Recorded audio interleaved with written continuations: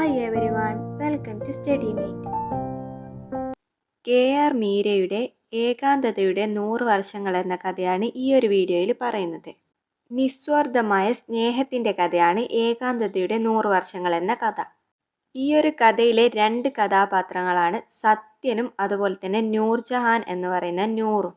ഒരു വർഗീയ കലാപം നടക്കുന്ന സന്ദർഭത്തിൽ മുസ്ലിങ്ങളെ കൊല്ലാനും അവരുടെ വീട് ആക്രമിക്കാനും വേണ്ടിയിട്ട് വാടകയ്ക്ക് വിളിക്കപ്പെട്ട ഒരാളായിരുന്നു സത്യൻ. ഇങ്ങനെ ഇരകളെ കൊന്നിട്ട് വീടിന് തീ വെച്ച് പകവീട്ടാൻ വേണ്ടിയിട്ട് കറുത്ത പാൻറ്റും ഷർട്ടും നെറ്റിയിൽ കുങ്കുമക്കുറിയും ഇട്ട് തലയും മൂക്കും മൂടിക്കെട്ടി 8 പേരടങ്ങുന്ന ഒരു സംഘം ആക്രമണത്തിന് പോകുന്നു. അതിൽ ഒരാളായിരുന്നു സത്യൻ. സത്യൻ തുടക്കത്തിൽ കടുത്ത അക്രമിയും പിന്നീട് നൂറിനെ കണ്ടതിന് ശേഷം ആർത്തമുള്ള ഒരു മനസ്സിൻ്റെ ഉടമയും ആവുകയാണ് ചെയ്യുന്നത്. പാഠത്തിൻ്റെ ആരംഭത്തിൽ പറയുന്നത് നൂർജഹാനെ കാണാൻ കാഞ്ഞിരപ്പള്ളിയിലേക്ക് സത്യൻ പോകുമ്പോൾ സത്യൻ്റെ ഉള്ളിലുണ്ടാകുന്ന ചിന്തകളെക്കുറിച്ചാണ്. 2 പരോളുകൾക്കിടയിലെ അനിവാര്യത, തടവ്. 2 ശരീരങ്ങൾക്കിടയിലെ ജയിൽ ചാട്ടം, രതി. അപ്പോൾ സത്യൻ ഒരു തടവുകാരനാണ്. കൂട്ടിക്കെട്ടിയിരിക്കുന്ന 2 ശരീരങ്ങൾക്കിടയിലെ ജയിൽ ചാട്ടമാണ് രതി എന്ന് പറയുന്നത്. ഇങ്ങനെ ഓരോ കാര്യങ്ങളും സത്യൻ്റെ ചിന്തയിലൂടെ ഇങ്ങനെ പോവുകയാണ്. നൂർ അയാളുടെ രത്നമാണ്. അത് മോഷ്ടിക്കാൻ വേണ്ടിയാണ് അയാൾ പരോളിൽ ഇറങ്ങുന്നത്. നൂർ അയാളുടെ സ്വപ്നമാണ്. അത് കണ്ടുറങ്ങാൻ വേണ്ടിയാണ് അയാൾ ജയിലിലേക്ക് മടങ്ങുന്നത്. നൂർ അയാളുടെ വെല്ലുവിളിയാണ്. അത് നേരിടാൻ വേണ്ടിയാണ് അയാൾ അവളിലേക്ക് പുറപ്പെടുന്നത്. എല്ലാത്തിലുമേറെ മറ്റൊരു സത്യമുണ്ട്. നൂർ അയാളുടെ സ്ത്രീയാണ്. അവൾക്ക് വേണ്ടിയാണ് അയാൾ പുരുഷനായി അവശേഷിക്കുന്നത്. ഈ സത്യൻ എന്ന കഥാപാത്രം നൂറിനെ കാണുന്നതിന് മുമ്പും പിമ്പും 2 സ്വഭാവമായിരുന്നു. നൂറിനെ കണ്ടതിന് ശേഷം നൂറിനെ എപ്പോഴും ഇങ്ങനെ സ്വപ്നം കാണുമായിരുന്നു. അതുപോലെ സ്ത്രീ എന്നത് പുരുഷന് യോഗിക്കാനുള്ള ഒരു വസ്തു മാത്രമല്ലെന്നും സ്ത്രീക്കൊരു മനസ്സുണ്ടെന്നും തിരിച്ചറിയാൻ സത്യന് കഴിഞ്ഞു. നൂറിനെ കാണും മുമ്പ് സത്യന് സ്ത്രീ എന്ന വാക്കിൻ്റെ അർത്ഥം അറിയില്ലായിരുന്നു. പിന്നീട് നൂറിനെ കണ്ടതിന് ശേഷമാണ് സ്ത്രീ എന്ന വാക്കിൻ്റെ അർത്ഥം സത്യൻ തിരിച്ചറിയുന്നത്. അതുപോലെ തന്നെ സത്യൻ്റെ ബാല്യകാലം ഇവിടെ പറയുന്നുണ്ട്. മീൻപിടുത്തക്കാരുടെ ഐലസവിളികളും തെറിവിളികളും നിറഞ്ഞ കടലോരത്താണ് സത്യൻ ജനിച്ചത്. അച്ഛനെ ഓർക്കുമ്പോൾ സത്യന് അഭിമാനമുണ്ട്. പ്രദേശത്തെ മഹാനായ പിമ്പായിരുന്നു അച്ഛൻ. അമ്മയാണെങ്കിൽ സ്ഥലത്തെ മഹതിയായ വേശ്യയായിരുന്നു അമ്മ. അമ്മയെക്കുറിച്ച് ഓർക്കുമ്പോൾ സത്യന് ഓർമ്മ വരുന്നത് ബ്ലൗസിനുള്ളിലെ ഇടത്തെ നെഞ്ചത്തേക്ക് കൈയിട്ട് ചെതുമ്പൽ തിളങ്ങുന്ന നോട്ടുകൾ പുറത്തെടുക്കുന്നതാണ്. അമ്മയെക്കുറിച്ച് ഓർക്കുമ്പോൾ സത്യന് വേഗം വരുന്ന ഒരു ഓർമ്മ എന്ന് പറയുന്നത്. എല്ലാ വൈകുന്നേരവും അമ്മ ഒരു തരം ഓറഞ്ച് നിറമുള്ള കനകാംബര പൂവ് ചൂടിയിട്ട് ഇളയ കുഞ്ഞിന് മുല കൊടുത്ത് തിണ്ണയിലെ തൊട്ടിലിൽ ഉറക്കിക്കിടത്തു. സത്യന് കഞ്ഞിയും കപ്പയും പുഴുങ്ങിയത് കൊടുത്ത് അടുക്കള അടിച്ചു വാരിയിട്ട് പിന്നീടൊരിക്കലും ഒരു ജയിലിലും കഴിയാത്തത്ര ഏകാന്തത അനുഭവിച്ചുകൊണ്ട് അവൻ്റെ മുറിയിലുള്ള ഓടാമ്പൽ പുറത്തു നിന്ന് വലിച്ചിട്ട് അകത്തു സാക്ഷിയില്ലാത്ത തെക്കേ മുറിയിൽ കൃത്യാന്തര ബാഹുല്യത്തിൽ മുഴുകി.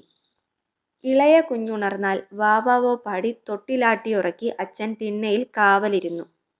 ഇവിടെ സത്യൻ്റെ കുട്ടിക്കാലത്ത് വളരെയധികം ഏകാന്തത അനുഭവിച്ചിട്ടാണ് വളർന്നത്. 8ാം ക്ലാസ്സിൽ വെച്ചിട്ട് ഓടാമ്പലിട്ട മുറിയുടെ തടവ് സത്യൻ ചാടി. അതായത് സത്യൻ ആ ഒരു ഏകാന്തതയിൽ നിന്ന് പുറത്തു കടക്കുകയാണ് ചെയ്യുന്നത്. അന്ന് മുതൽ നൂറിനെ കാണും വരെ അയാളുടെ മനസ്സിൽ സ്ത്രീ എന്ന വാക്കിന് ഒരർത്ഥമേ ഉണ്ടായിരുന്നുള്ളൂ. മലർന്നു കിടക്കാൻ കഴിവുള്ള ഒരു മാംസ കഷണം. സ്ത്രീ പുരുഷന് യോഗിക്കാനുള്ള ഒരു വസ്തു മാത്രമാണെന്നുള്ള ഒരു അർത്ഥം മാത്രമായിരുന്നു സത്യൻ്റെ ഉള്ളിൽ. നാദാപുരം വെച്ചാണ് അയാൾ നൂറിനെ കാണുന്നത്. നമ്മൾ മുമ്പ് പറഞ്ഞു, ഒരു വർഗീയ കലാപം നടക്കുന്ന ഒരു സന്ദർഭത്തിൽ മുസ്ലിങ്ങളെ കൊല്ലാനും അവരുടെ വീട് ആക്രമിക്കാനും വേണ്ടിയിട്ട് വാടകയ്ക്ക് വിളിക്കപ്പെട്ട ഒരാളായിരുന്നു സത്യൻ. ഇങ്ങനെ ഇരകളെ കൊന്നിട്ട് വീടിന് തീ വെച്ച് പകവീട്ടാൻ വേണ്ടി കറുത്ത പാൻറ്റും ഷർട്ടും നെറ്റിയിൽ കുങ്കുമക്കുറിയൊക്കെ ഇട്ട് തലയും മൂക്കും മൂടിക്കെട്ടിയിട്ട് 8 പേരടങ്ങുന്ന ഒരു സംഘമായിരുന്നു. അതിൽ ഒരാളായിരുന്നു സത്യൻ. അങ്ങനെ സത്യന് മതിൽ ചാടിയിട്ട് ഒരു വീടിൻ്റെ അകത്തേക്ക് കയറുകയാണ്. അവിടെ സ്ത്രീകളുടെയും കുട്ടികളുടെയും നിലവിളികൾ ഉയരുന്നുണ്ടായിരുന്നു. ഭ്രാന്തമായ ആവേശത്തോടെ വീട്ടിലേക്കെത്തിയ സത്യൻ ഒരു മുറിയിലെത്തി. അവിടെ വെള്ളാമ്പിൻ്റെ വെട്ടത്തിൽ ഒരു സ്ത്രീ കിടക്കുകയാണെന്ന് സത്യന് മനസ്സിലായി. അപ്പോൾ സത്യൻ്റെ ഉള്ളിലുള്ള വേട്ടക്കാരൻ ഉണർന്നു. മലർന്നു കിടക്കുന്ന ഒരു മാംസ കഷ്ണം തീരത്തുള്ളവർ ഉണ്ണിമേരി എന്ന് വിളിക്കുന്ന മത്സ്യത്തിൻ്റെ ഒരു വല്ലാത്ത ഓറഞ്ച് നിറമായിരുന്നു അവൾക്ക്. ആ സമയത്ത് അവൾ നിലവിളിച്ചോ അല്ലെങ്കിൽ കൊല്ലരുതെന്ന് അപേക്ഷിച്ചോ എന്നൊന്നും സത്യൻ ഓർക്കുന്നില്ല. പക്ഷേ വലങ്കൈയിൽ വടിവാള് പിടിച്ച് ഇടങ്കൈ കൊണ്ട് ആഞ്ഞു വലിച്ചപ്പോൾ അവളുടെ നൈറ്റി കീറിയ ശബ്ദം ഓർക്കുന്നുണ്ട്. അപ്പോൾ അവൾ പാതി വായിച്ച് നെഞ്ചിൽ മടക്കി വെച്ച അവളുടെ പുസ്തകം താഴെ വീഴുകയാണ്. സത്യൻ ആർത്തിയോടെ അവളുടെ ശരീരത്തിലേക്ക് നോക്കി. കണ്ണുകളിൽ നിന്ന് താഴേക്ക് ഓരോ ശരീരഭാഗവും നോക്കി വന്നപ്പോഴാണ് സത്യൻ സ്തംഭിച്ചു പോയത്. അരയ്ക്ക് താഴേക്ക് തുടകളിൽ വാടിപ്പോയ താമരവള്ളികൾ പോലെ മാംസശകലങ്ങൾ മാത്രമായിരുന്നു. ഇത് കണ്ട സത്യൻ ഭയന്നുപോയി. സത്യൻ്റെ കയ്യിലെ വടിവാൾ താഴേക്ക് വീണു. സത്യൻ ഓടാൻ തുടങ്ങി. ഓടുന്നതിൽ സത്യന് ലജ്ജ തോന്നി തിരിച്ചു വന്നു. സ്വബോധമില്ലാതെ സത്യൻ അവളുടെ ബെഡ് പാനിലുണ്ടായിരുന്ന മൂത്രം ബാത്റൂമിൽ കൊണ്ടുപോയി പാത്രം വൃത്തിയാക്കി വെച്ചു. സ്റ്റാൻഡിൽ മടക്കിയിട്ട മറ്റൊരു നൈറ്റി എടുത്ത് അവളെ ധരിപ്പിച്ചു. അങ്ങനെ സത്യൻ തിരിച്ചു പോകുമ്പോൾ കാലിൽ തടഞ്ഞ വടിവാൾ എടുക്കുമ്പോൾ ഒരു പുസ്തകം തടഞ്ഞു. ആ പുസ്തകം അവളുടേതാണെന്ന് ഓർക്കാതെ കയ്യിലെടുത്ത് ഷർട്ടിൻ്റെ മുൻഭാഗത്ത് ഇടുപ്പിൽ തിരുകിയിട്ടടെ വെച്ചു. അയാളുടെ രഹസ്യ താവളത്തിലെത്തിയപ്പോൾ സത്യൻ പുസ്തകത്തിൻ്റെ പേര് വായിച്ചു. ഏകാന്തതയുടെ 100 വർഷങ്ങൾ. അന്നു മുതൽ സത്യന് ഉറക്കം നഷ്ടപ്പെട്ടു. നൂറിനെ കണ്ടതു മുതൽ സത്യൻ്റെ സ്വപ്നങ്ങളിൽ നിറയെ അവളായിരുന്നു. ചേരിയിലൂടെ ഓടിയൊരു കുടിലിനുള്ളിൽ അഭയം തേടുമ്പോൾ അതിനുള്ളിൽ വെറും നിലത്ത് അവളെ കണ്ടു.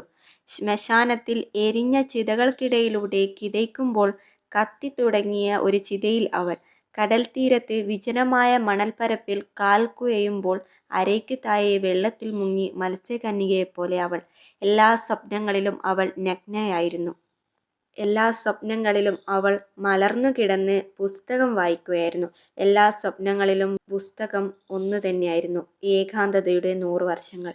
പിന്നീട് അവളെ വീണ്ടും കാണുന്നത് വരെ സത്യൻ ഓരോ തവണയും പുറത്തിറങ്ങുമ്പോൾ പിന്നിൽ വടിവാള് വെക്കുന്നത് പോലെ തന്നെ മുന്നിൽ ആ ഒരു പുസ്തകവും തിരുകുമായിരുന്നു. ഇരിക്കുമ്പോൾ ഷർട്ടിനുള്ളിൽ അത് നെഞ്ചറ്റം വന്നുരച്ചു. പുസ്തകത്തിൻ്റെ താള് വിയർപ്പിൽ കുതിർന്നു പോവാതിരിക്കാൻ വേണ്ടിയിട്ട് അതിനൊരു പ്ലാസ്റ്റിക് ചട്ടയിടുകയും ചെയ്തു. പിന്നെ 4-5 മാസങ്ങൾക്ക് ശേഷം കൊച്ചിയിലൊരു മുതലാളിയെ വെട്ടിക്കൊന്ന ശേഷം തിരുവനന്തപുരത്തുള്ള ചെഷയർ ഹോമിൽ ഒളിവിൽ കഴിയാൻ ചെല്ലുമ്പോഴാണ് നൂറിനെ പിന്നെയും കാണുന്നത്. ഒറ്റ നോട്ടത്തിൽ തന്നെ അവൾക്ക് സത്യനെ തിരിച്ചറിയാൻ പറ്റി. എൻ്റെ പുസ്തകം എവിടെയെന്നാണ് അവൾ ആദ്യം സത്യനോട് ചോദിച്ചത്. അപ്പോൾ സത്യന് ഇടുപ്പിൽ നിന്ന് ആ ഒരു പുസ്തകം എടുത്തിട്ട് അവൾക്ക് കൊടുക്കുകയാണ്. അവളത് മണത്ത് നോക്കിയിട്ട് ആ പുസ്തകത്തിന് സത്യൻ്റെ മണമാണെന്നും അത് സത്യൻ്റെ ദേഹത്ത് തന്നെ ഇരുന്നോട്ടെ എന്ന് പറഞ്ഞിട്ട് സത്യന് കൊടുക്കുകയാണ്. അപ്പോൾ സത്യന് സ്വയം ചെറുതായതുപോലെ തോന്നുകയാണ്. ഓരോ പുരുഷനും സ്വന്തമായിട്ടുള്ള ചില അഹന്തകളിലാണ് നിലനിൽക്കുന്നത്.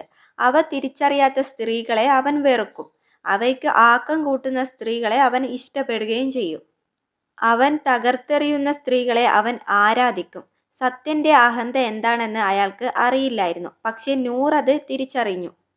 എന്നാൽ സത്യൻ ആ ഒരു പുസ്തകം വാങ്ങാതെ മുറിവിട്ട് പുറത്തിറങ്ങുകയാണ്. അന്ന് വൈകിട്ട് സത്യനെ പോലീസ് അറസ്റ്റ് ചെയ്തു. ജീപ്പിലിരിക്കുമ്പോൾ സത്യന് താനൊരു ശൂന്യനും ഭീരുവുമായതുപോലെ തോന്നുകയാണ്. അങ്ങനെ 1 മാസം കഴിഞ്ഞ് ജാമ്യം കിട്ടിയ സത്യൻ തിരിച്ചു ചെന്നപ്പോൾ അയാളുടെ സാധനങ്ങളുടെ കൂടെ ഒരു പുസ്തകവും കത്തുമുണ്ടായിരുന്നു.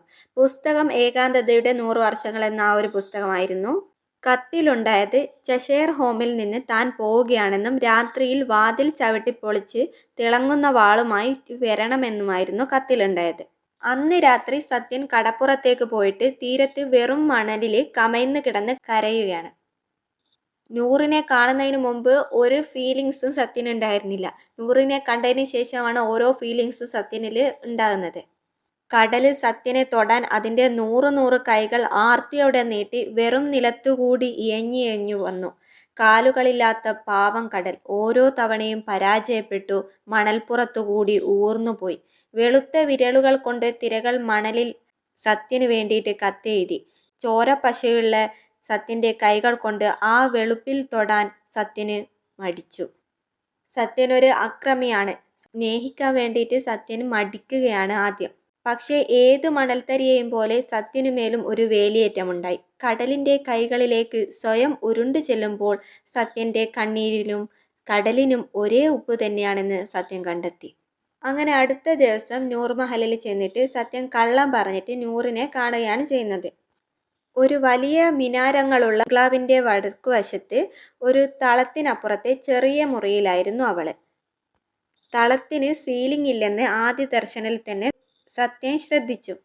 അവരുടെ മൂന്നാമത്തെ കൂടിക്കാഴ്ചയായിരുന്നു അത്. ഒന്നാമത് നാദാപുരത്ത് വെച്ചത് കണ്ടത്, രണ്ടാമത് കൊച്ചിയിൽ ഒരു മുതലാളിയെ വെട്ടിക്കൊന്ന ശേഷം തിരുവനന്തപുരത്തുള്ള ചെഷയർ ഹോമിൽ ഒളിവിൽ കഴിയാൻ വന്നപ്പോൾ അവിടെ വെച്ചിട്ട് കണ്ടത്.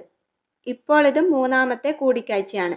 അങ്ങനെ അവിടെ വെച്ചിട്ട് ആയ കാപ്പി കൊണ്ടുവരാൻ പോയ നേരത്ത് ഈ നൂറ് സത്യന് നേരെ കൈനീട്ടുകയും സത്യൻ്റെ കൈകളിൽ ഉമ്മ വയ്ക്കുകയും ചെയ്തു. എന്നാൽ തന്നെ പോലെ ഒരാളെയാണല്ലോ നൂറ് ഇഷ്ടപ്പെടുന്നത് എന്ന് സത്യൻ പറഞ്ഞു. എന്നാൽ നീയല്ലേ എൻ്റെ വാതിൽ തുറന്നു വന്ന ആദ്യത്തെ പുരുഷനെന്നും തൻ്റെ ബെഡ് പാൻ വൃത്തിയാക്കി തന്ന പുരുഷനെന്നും നൂറ് സത്യനോട് പറയുകയാണ്. ഇവിടെ സത്യന് പുരുഷൻ എന്ന അഹങ്കാരം നഷ്ടപ്പെടുകയും പകരം കാലുകളില്ലാത്തൊരു പെണ്ണ് തൻ്റെ പിന്നാലെ ഓടുന്നു എന്ന അഹങ്കാരം കൈവരികയും ചെയ്യുകയാണ്. രണ്ട് അഹന്തകൾക്കിടയിലെ നിസ്സഹായത പ്രേമമാണെന്ന് നൂറ് പഠിപ്പിച്ചു. രണ്ട് നിസ്സഹായതകൾക്കിടയിലെ അഹന്തയും പ്രേമമാണെന്ന് സത്യൻ പഠിച്ചെടുത്തു. പിന്നീട് കോടതി ശിക്ഷിച്ചപ്പോൾ ജയിലിൽ നിന്ന് സത്യനും നൂറും പരസ്പരം കത്തുകൾ എഴുതി. സത്യൻ അവൻ്റെ കടലിനെക്കുറിച്ചും നൂറ് അവളുടെ കാലുകളെക്കുറിച്ചും നാദാപുരത്ത് തളർവാദത്തിന് ചികിത്സിക്കുന്ന മൊല്ലാക്കയുടെ വീട്ടിൽ സത്യൻ കടന്നു വന്ന നിമിഷത്തെക്കുറിച്ചും അവൾ എഴുതി. അവർ കത്തുകളിലൂടെ പ്രണയം കൈമാറി. പിന്നീടുള്ള ഒരു കത്തിൽ സത്യൻ വേഗം വരണമെന്നും കാലുകളുടെ തളർച്ച അരയിലേക്ക് പടരുന്നുണ്ടെന്നും അങ്ങനെയായാൽ ഞാനെങ്ങനെ നിന്റെ കുഞ്ഞുങ്ങളെ പ്രസവിക്കുമെന്നും അവർ എഴുതി. പിന്നീടങ്ങോട്ട് കത്തുകളൊന്നും വന്നിട്ടില്ല. രാത്രികളിൽ ജയിലിലെ തണുത്ത ഭിത്തികളിൽ ചാരിയിരുന്ന് സത്യൻ ഓരോന്നിങ്ങനെ ചിന്തിക്കുകയാണ്. അവരുടെ സ്നേഹം, അയാൾ അവളെക്കുറിച്ച് കുറേ ഇങ്ങനെ ചിന്തിക്കുകയാണ്. അകം വെളുത്ത കറുത്ത കക്കകൾ പോലെയുള്ള കണ്ണുകൾ, ചെകിളച്ചോപ്പുള്ള ചുണ്ടുകൾ, ചെമ്മീൻ മിനുപ്പുള്ള ശരീരം, തവിട്ട് നിറമുള്ള ഉണങ്ങിയ കാലുകൾ. അവരെങ്ങനെയാണ് ഇണചേരുക? അവരെങ്ങനെയാണ് ഇടകലരുക?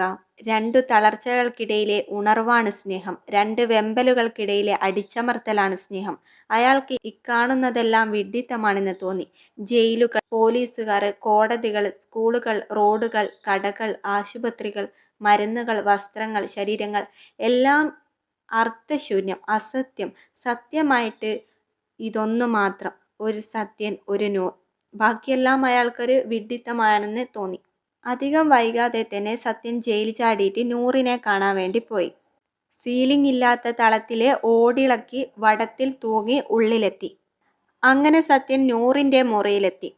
നൂറിനെ കണ്ടപ്പോൾ സത്യൻ ഭയന്നുപോയി. ചത്ത നീർക്കോലി പോലൊരു ശരീരം, തോട് കളഞ്ഞ കക്ക പോലുള്ള കണ്ണുകൾ, തൊലി ചുളിഞ്ഞ കവിളുകൾ.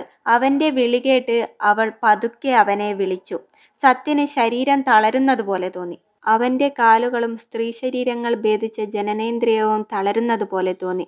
സ്ത്രീകളെ ബലാത്സംഗം ചെയ്യുകയും മനുഷ്യരെ കൊല്ലുകയും പിടിച്ചു പറിക്കുകയും ചെയ്തിരുന്ന അഹങ്കാരം ഒന്നൊന്നായി ഇല്ലാതാവുന്നത് സത്യൻ മനസ്സിലാക്കി. സത്യൻ നൂറിൻ്റെ അടുത്തു ചെന്ന് പതുക്കെ പുതപ്പ് മാറ്റി.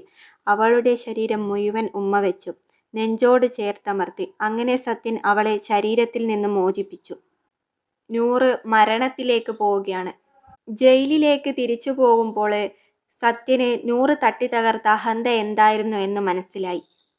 അത് ഏകാന്തതയായിരുന്നു എന്ന് സത്യന് ബോധ്യപ്പെട്ടു. ഏകാന്തതയുടെ 100 വർഷങ്ങളിലേക്ക് സത്യൻ തിരിച്ചുപോയി. ഇവിടെ കഥ അവസാനിക്കുകയാണ്. ഇവിടെ സത്യൻ്റെ മോശപ്പെട്ട ബാല്യകാലാനുഭവം സത്യനെ കൊലപാതകയും അക്രമിയുമാക്കുന്നു. എന്നാൽ നൂറിനെ കണ്ട ശേഷം സ്ത്രീ എന്നത് പുരുഷന് യോഗിക്കാനുള്ള ഒരു വസ്തു മാത്രമല്ലെന്നും സ്ത്രീക്കൊരു മനസ്സുണ്ടെന്നും തിരിച്ചറിയുന്നു. അതോടൊപ്പം തന്നെ അക്ഷരങ്ങളുടെയും വായനയുടെയും പുസ്തകത്തിൻ്റെയും ലോകത്തേക്ക് സത്യൻ എത്തിച്ചേരുന്നു. വടിവാളിനേക്കാൾ മൂർച്ചയുള്ള ആയുധമായിട്ട് പുസ്തകം മാറുന്നു. അപ്പോൾ ഇത്രയും കാര്യങ്ങളാണ് ഈ ഒരു അധ്യായത്തിൽ പറയുന്നത്. ഈ ഒരു വീഡിയോ നിങ്ങൾക്ക് യൂസ്ഫുൾ ആവുകയാണെങ്കിൽ സബ്സ്ക്രൈബ് ചെയ്യുക, ലൈക്ക് ചെയ്യുക, പിന്നെ നിങ്ങളുടെ അഭിപ്രായങ്ങൾ കമൻ്റായിട്ട് ഇടുകയും ചെയ്യുക. Thank you all.